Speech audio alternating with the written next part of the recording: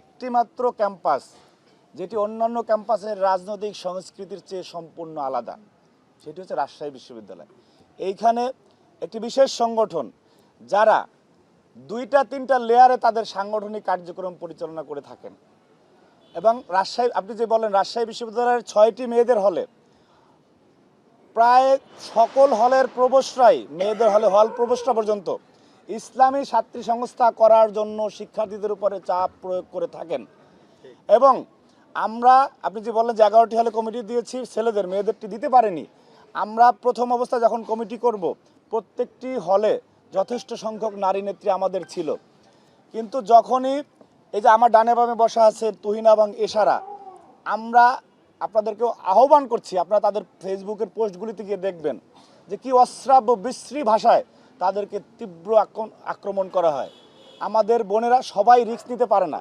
দেখেন, একটা যুদ্ধের সময়ও সবাই একই ভূমিকা পালন করে না। কেউ দেখা গেছে যোদ্ধাকে পানি এগিয়ে দিয়েছে আমাদের 71-এ, সেও যোদ্ধা, আবার কেউ অস্ত্র চালিয়েছে। সুতরাং যারা সম্মুখ সারিতে মিছিল মিটিং করতেছে, এই সাহসটি সবাই পায় না, সবার পরিবার থেকে সেই সুযোগটি দেয়া হয় না মেয়েদেরকে।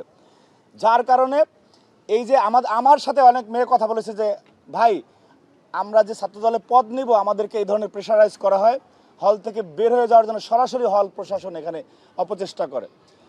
ইসলামী ছাত্রী সংস্থার যোগ দাও, আখেরাত পাবে, দুনিয়া পাবে, এই ধরনের কথা হল প্রবেশটা বলে থাকে রাজশাহী বিশ্ববিদ্যালয়ে। সুতরাং এমন একটি পরিস্থিতিতে যারা লড়তেছে আমাদের যে বোনেরা, আমি মনে করি বাংলাদেশের সবচেয়ে সাহসী নারী নেত্রীরা ঢাকা বিশ্ববিদ্যালয়, রাজশাহী বিশ্ববিদ্যালয়ে ছাত্রদল করে। এবং অপর যারা আসতেছে না, তারা শুধুমাত্র একটি সংগঠনের সাইবার বুলিংয়ের ভয়ে ততস্থ হয়ে মনে করেন যে তারা পদ নিচ্ছে না। কিন্তু আমরা বিশ্বাস করি, দেখবেন যে রাকসুর যখন হল সংসদ ঘোষিত হবে, দেখবেন তারা তাদের স্বনামে হল প্যানেল দিবে না, তারা এইখানেও অনেক কৌশলে আশ্রয় নেবে। রাজশাহী বিশ্ববিদ্যালয় এমন একটা বিশ্ববিদ্যালয় যেখানে বামদের মধ্যে শিবির ঢুকে গেছে। বামদের মধ্যে, আমি চ্যালেঞ্জ করে বললাম, বামদের মধ্যে শিবির ঢুকে গেছে। এইখানে অন্য সংগঠনে পদ নিবে, কিন্তু সে শিবিরের নেতা। আপনি অন্য সংগঠনে সাংস্কৃতিক আর অন্য সামাজিক সংগঠন তো বাদই দিলাম। সুতরাং এই ধরনের একটি পরিস্থিতি, যে এটা বাংলাদেশের না পৃথিবীর রাজনৈতিক ইতিহাসে এই ধরনের একটি সংগঠনের স্ট্যান্ড আছে কিনা আমরা জানি না।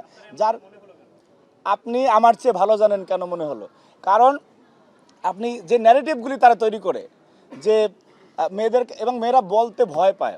দেখা গেছে যে এটা যদি আমরা বলে দিই, আবার ওই সংশ্লিষ্ট মেয়ে আপনার সাইবার বুলিংয়ের শিকার হবে। 5 তারিখের পরের বাংলাদেশ দেখেন, আগের বাংলাদেশে দেখেন, 5 তারিখের পরে প্রত্যেকটা ক্যাম্পাসে মেয়েদের যে কমেন্ট করেছে, মেয়েদের যে সাইবার বুলিংয়ের শিকার হওয়া লেগেছে, তাদের আইডিগুলি ঘেটে দেখেন তারা কোন আদর্শে বিশ্বাস করে।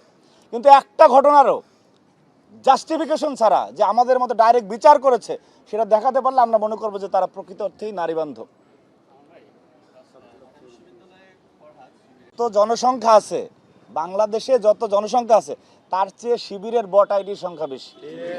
ওইগুলি যদি দেখাতে যাই তাহলে সেই সময় আপনাদেরও নাই, আমাদেরও নাই। আমাদের অনেক কাজ আছে ভাই, শিক্ষার্থীদের নিয়ে তাদের সাথে থাকতে হয়, তাদের সমস্যা সমাধানের জন্য কথা বলতে হয়।